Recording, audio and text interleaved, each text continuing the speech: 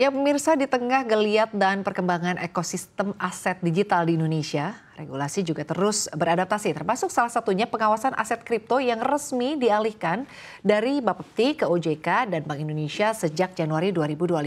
Lantas, apa arti langkah ini bagi industri dan juga bagaimana pelaku bursa aset digital memandang arah pasar ke depan? Kita akan membahasnya secara mendalam bersama dengan Geoffrey James, Chief Product Officer Mobi. Selamat pagi Pak Geoffrey, bagaimana kabarnya di pagi hari ini? Baik, Terima kasih sudah hadir di studio CNBC Indonesia.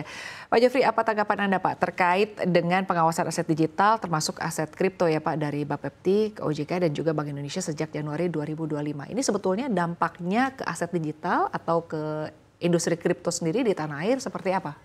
ya saya lihatnya sih ini menjadi sesuatu yang sangat positif karena berarti ada keseriusan yang dilihat oleh pemerintah ke industri ini. Tadinya kan dipegang oleh Bapepti, berarti asetnya itu sendiri fokus di komoditas.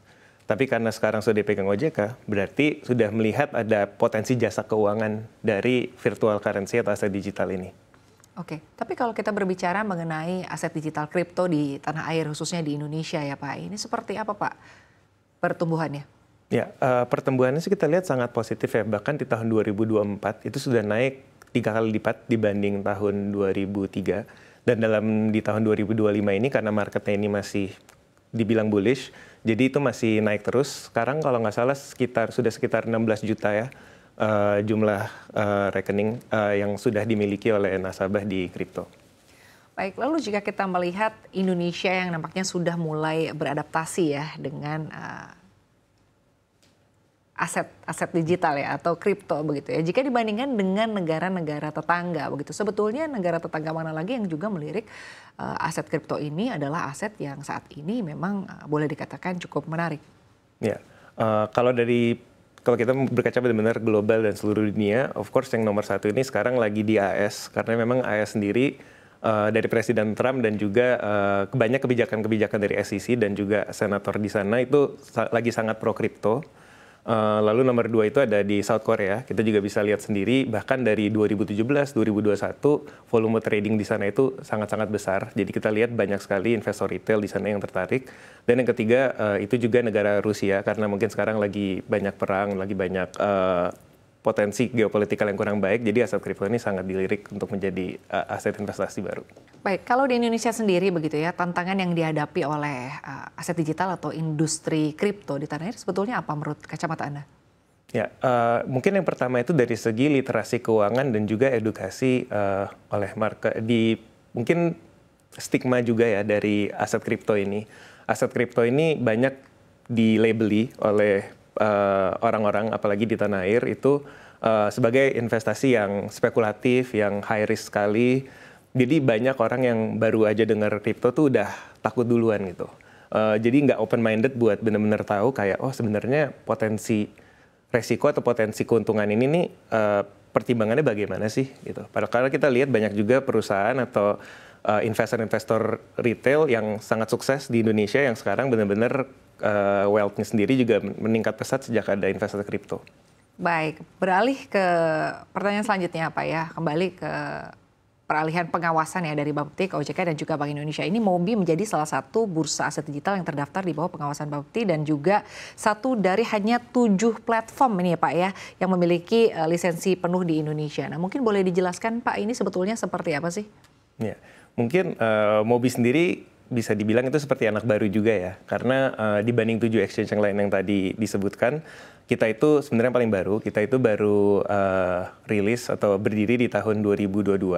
Produknya sendiri atau platformnya sendiri baru berjalan di 2023 karena kita mendapatkan izin penuh di situ. Jadi kita harus playing the catch up game versus like the incumbents ya. Jadi semua yang sudah besar-besar itu kita harus playing the catch up game. Jadi kita nggak bisa semata-mata mengikuti apa yang mereka bikin gitu ya. Jadi kita harus bisa berinovasi dari segi produknya. Kita juga harus pandai melihat peluang kayak segmen apa nih yang belum bisa ditargetkan oleh exchange atau platform kripto yang lain gitu ya. Baik, tapi apa sebetulnya yang sangat-sangat membedakan Mobi dengan platform lain atau apa yang boleh dikatakan lebih unggul nih Mobi begitu daripada platform-platform lain di aset digital khususnya di kripto ini? Ya, dari kita sebenarnya kita ada 3 pilar utama. Jadi yang pertama itu, of course dari platformnya sendiri, kita itu berinovasi paling banyak itu di bagian financial management. Jadi tadi seperti yang kita udah bicarakan, banyak orang tidak mengerti cara mengatur resiko, terutama di kripto. Jadi banyak kayak user-user atau investor, apalagi di tahun 2021 kita berkaca, itu banyak sekali yang masuk karena ada hype, mungkin ada spekulasi, ada FOMO. Nah, kita itu membuat contoh beberapa fitur yang kita punya adalah salah satunya profit and loss. Jadi user tuh benar-benar bisa tahu mereka ini apakah sekarang lagi untung, lagi rugi, rata-rata waktu harga belinya di harga berapa. Jadi mereka bisa plan their exit gitu ya, atau their tradings gitu. Terus yang kedua, kita juga ada beberapa fitur yang kita bilang bisa membantu meminimalisir resiko. Salah satunya adalah auto invest. Jadi usernya itu bisa beli cicilan, misalnya daripada beli Bitcoin dengan 20 juta rupiah, dia bisa beli 1 juta rupiah tapi setiap hari berturut-turut selama 20 hari. Nah, itu kan jadinya kalau harganya nanti naik atau turun, ya? Lebih sustain gitu, benar. Jadi resikonya lebih nggak di satu harga tertentu gitu.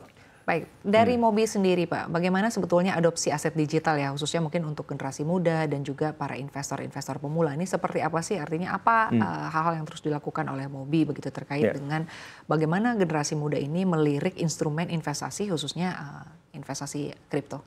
Ya, kita memang sebagian besar masih banyak anak muda ya, jadi bahkan kalau kita lihat dari demografi yang daftar kita itu 40% bisa dibilang mahasiswa, dan sebagian besar lainnya itu adalah yang professionals. Jadi kita lihat memang mindset dari generasi muda ini sudah berubah. Mereka mulai sadar bahwa return minimum yang diperlukan setiap tahun tuh mungkin paling rendah tuh 15%. Nah itu buat mencapai 15% sebanyak dalam setahun dari return investasi itu kan sangat sulit ya. Karena kayak deposito aja mungkin cuma kayak 5%, 6%. Bonds juga paling tinggi di 7-8%. Jadi kita udah melihat nih, jadi pilihan apa sih yang bisa di atas 15%? Mungkin pilihannya nggak banyak di Indonesia ya. Salah satunya makanya kripto ini dilihat sebagai aset yang memungkinkan untuk mencapai itu. Dan memang secara data, dari awalnya Bitcoin rilis sampai sekarang, itu mungkin sekitar 30% year on year-nya. Just from Bitcoin alone ya, belum kita ngomongin aset kripto yang lain. Jadi karena ketertarikan ini dan juga financial goals yang dimiliki dari generasi muda kita ngelihat makanya kripto ini menjadi sangat aset yang prioritas buat dipelajari. Atau mungkin untuk saat ini boleh dikatakan cukup promising begitu ya, Betul. Pak Jeffrey. Betul. Lalu selanjutnya Pak, kalau kita berbicara mengenai investasi tentunya kan ada risiko juga begitu ya. Nah sebetulnya hal-hal apa yang perlu diperhatikan baik oleh investor pemula, generasi muda begitu ya, investor-investor lah secara umum begitu ya terkait dengan berinvestasi kripto maksud kami. Nah dari sisi keamanannya sendiri ini sebetulnya seperti apa sih berinvestasi di investasi kripto ini? Ya mungkin kalau kita kalau ngomongin keamanan ada dua ya. Yang pertama itu ada yang masalah resiko investasi tadi. Yang kedua itu lebih kayak keamanan asetnya sendiri ya. Kalau dari resiko investasi seperti yang saya sempat beritakan sebelumnya, yang paling penting itu adalah mengetahui resiko apa aja sih yang perlu dipelajari kalau mau investasi di aset digital seperti Bitcoin. Jadi misalnya seperti kayak kapan harus entry-nya, kapan harus taking profit-nya. Itu sebenarnya ada momentumnya begitu ya? Karena sebenarnya ada momentumnya, karena kan kita lihat itu selalu kayak 4-year cycle ya. Jadi ini tahun 2017 itu kan tahun bullish. Terus habis itu bakal bearish lagi di 2018, di 2021 juga bullish sangat tinggi, di 2022 juga bearish sekarang ya. Nah ini sekarang apakah di 2025-2026? Nah itu juga untuk sekarang masih spekulasi atau tidak ya. Makanya dari kita, instead of kita fokus ke kapan harus jual, kapan harus beli, kita banyak punya fitur-fitur yang tadi kita bilang. Buat mungkin belinya nyicil, nanti jualnya juga bisa exit pelan-pelan instead of kayak satu kali exit, satu kali entry gitu. Baik, ya. Artinya kalau bisa saya simpulkan berinvestasi di aset digital ini juga termasuk yang mungkin harus terus dipantau terus begitu ya oleh investor atau seperti apa? Sebenarnya kalau jawabannya sebenarnya tergantung memang their financial goal masing-masing. Ini makanya seperti saya bilang financial goal setiap orang itu berbeda-beda. Jangka pendek kah? Jangka panjang? Karena ada juga orang yang tadi yang nggak mau pusing, dia mau 30% setiap tahun, mungkin just leave it in Bitcoin gitu kan. beli di 2017 mungkin sekarang udah naik berkali-kali lipat ya. Cuman kalau misalnya ada orang yang bentuknya ini, oh saya mau at least 50%, 100% setiap tahun. Nah itu mungkin agak sulit kalau cuman tinggalin aja. Nah itu mereka harus lebih memantau memang gitu. Baik. Tapi sejauh ini ada potensi loss nggak sih? Misalnya yang tadi ya, artinya ditinggalkan untuk jangka panjang. Financial goals-nya ada di 30%. Ini sebetulnya bagaimana sih terkait dengan financial loss-nya? Kemungkinan loss-nya? Of course financial ya pasti ada risk-nya di bagian situ. Bisa aja nanti marketnya memang, atau biasanya yang bikin orang loss karena mungkin dia perlu uangnya di saat market lagi buruk. Atau dia mungkin panik. Jadi kita melihatnya memang dari sisi, maka itu financial management tadi kita lihat juga ya. Mungkin instead of like spending 80% of your income to aset digital atau investment at all, mungkin memang nyaman di 50% ya nggak apa-apa di 50% atau mulai di 30%. Karena memang kita ngelihatnya investasi kripto itu sesuatu yang dipelajari pelan-pelan juga sih. Jadi nggak langsung all in dengan uang besar di hari pertama, tapi bisa mungkin mulai kecil-kecil. Oke, seperti saya udah mulai ketemu style saya nih sebagai investor seperti apa. Nah nanti dia bisa mulai perbanyak investasinya.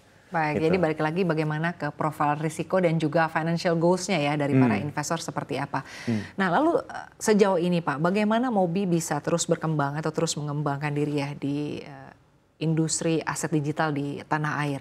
Artinya tantangan-tantangan apa yang dihadapi oleh Mobi sejauh ini? Ya.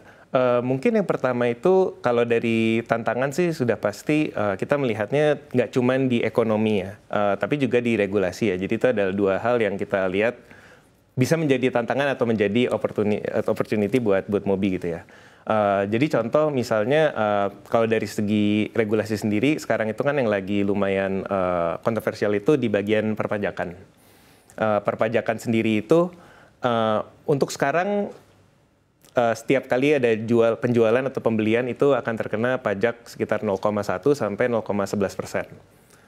Itu baru saja bulan Agustus ini ada new regulation coming out dari peraturan OJK juga. Sekarang jadi bahkan berubah cuman kalau jual saja kena 0,21%. Nah itu kita udah ngelihat dari tadinya ini challenges udah menjadi opportunity. Karena kalau misalnya cuman dipajakin pada saat jualan, berarti orang yang investasinya jangka panjang, yang most likely itu udah di profit, dia cuma perlu bayar pajaknya pada saat nanti dia mau exit investmentnya. Jadi hal-hal seperti itu kan sudah bisa membantu buat beberapa investor buat strategize their investment plan gitu ya. Baik, terkait dengan pengaturan pajak untuk kripto di tanah air ya, Anda sendiri melihatnya sebetulnya langkah-langkah apa lagi yang perlu dilakukan oleh pemerintah atau sebetulnya kebijakan pajak seperti apa sih yang diharapkan khususnya mungkin bagi para pengusaha atau perusahaan kripto di tanah air? Ya, yang paling penting itu ada dua sih sebenarnya, clarity dan juga fairness ya. Jadi kalau dari segi clarity ya, kita mau melihat kayak dari OJK atau dari penegak hukum ini lebih tegas kepada exchange yang mungkin tidak memiliki izin. Kayak kita kan sebagai exchange berizin harus berbayar pajak, menaati certain rules yang udah diterapkan. Tapi ada juga misalnya exchange ilegal yang dari luar negeri mungkin atau lokal yang belum mendapatkan izin. Kita melihat juga mereka belum terlalu ditindak secara clear gitu ya. Kayak apakah perpajakannya akan seperti apa, atau apakah kalau memang mereka bakal kena pajak pun itu ditegakkan secara kayak keras gitu ya. Jadi kita mau melihat ada clarity di rules ini gitu ya. Karena kita juga ngelihat kalau misalnya banyak investor-investor Indonesia ini malah memakai exchange yang bukan legal, itu banyak yang kita lihat kerugiannya juga nggak cuma buat negara, tapi juga buat individu sendiri. Kalau buat negaranya, of course banyak mungkin kayak money flow yang kayak nggak kelihatan pergi keluar dari ekosistem Indonesia. Itu kan mungkin bukan sesuatu yang juga diingini oleh pemerintah. Yang kedua juga pendapatan pajak itu sendiri itu juga dia akan merata karena banyak uang yang lari ke luar negeri atau lari ke tempat lain yang tidak bisa dipajaki, jadi juga rugi secara pendapatan negara. Jadi saya lihat sih selama fair buat semua pihak, harusnya sih itu akan menjadi hal yang baik. Jadi clarity dan transparansi mungkin ya dari Iya. pengaturan pajak ini, dampaknya dan juga impact-nya seperti apa begitu ya. Betul. Tapi kalau kita membahas mengenai pajak, sebetulnya dari platform sendiri atau dari perusahaan Anda sendiri, apakah ada hal-hal yang dikhawatirkan seperti misalnya mungkin nanti pengurangan dari volume transaksi atau mungkin hal-hal lain? Ada yang ingin Anda sampaikan? Kalau dari volume transaksi sih, kita ngelihatnya lebih ke itu banyak faktor ya. Jadi nggak cuman pajak, tapi juga tadi yang seperti saya bilang ya, mungkin dari segi ekonomi kan juga ada challenges ya di Indonesia sekarang. Jadi meskipun pajak ini sesuatu yang merugikan secara volume trading ini bisa menjadi turun, karena kalau di tempat lain dia bisa tanpa pajak, tapi juga kita melihatnya dari segi ekonomi dan dari segi edukasi ini juga masih ada challenges. Jadi kita fokus ke hal yang kita bisa kontrol untuk sekarang. Makanya kita lagi sangat banyak melakukan edukasi-edukasi, terutama di daerah-daerah juga, di kampus-kampus, bahkan di ibu kota juga, investasi untuk memulai investasi kripto, edukasi untuk memulai investasi kripto ini, kita akan fokus di sana dan juga terus memperbaiki platform kami, dan sudah terbukti sejak 2022 kami selalu bertumbuh sekitar 15% dari bulan ke bulannya. Dan sekarang juga sudah memproduksi sekitar volume transaksi harian sekitar 50 miliar atau lebih. Jadi kita melihat kayak meskipun challenge-nya banyak, tapi selama kita selalu fokus ke edukasi, selalu fokus ke inovasi, bisnis akan masih terus berkembang. Baik, terakhir Pak, rencana ekspansi dan juga target bisnis untuk di sisa tahun 2025? Ya. Mungkin ini nggak cuma 2025 ya, cuman kedepannya juga itu kita ingin sekali open up ke institusi. Karena itu yang kita melihat yang masih terbelakang dari industri kripto versus mungkin industri kayak pasar modal, itu adalah partisipasi dari institusi atau mungkin kita bilangnya family offices di Indonesia gitu ya. Karena kalau kita lihat bahkan di saham pun 60% atau bahkan terakhir ini bisa 65% daily turnover itu lebih banyak kontribusikan oleh institusi gitu ya. Jadi kita melihat semoga regulasi kripto ini bisa lebih clear dan juga lebih incentivized buat bisa nge-tap ke institusi gitu. Baik, terima kasih Pak Geoffrey James, Chief Product Officer Mobi atas diskusi dan juga insight-nya membahas mengenai bagaimana industri kripto di tanah air. Pak, terima kasih banyak. Salam sehat dan sukses selalu untuk Anda.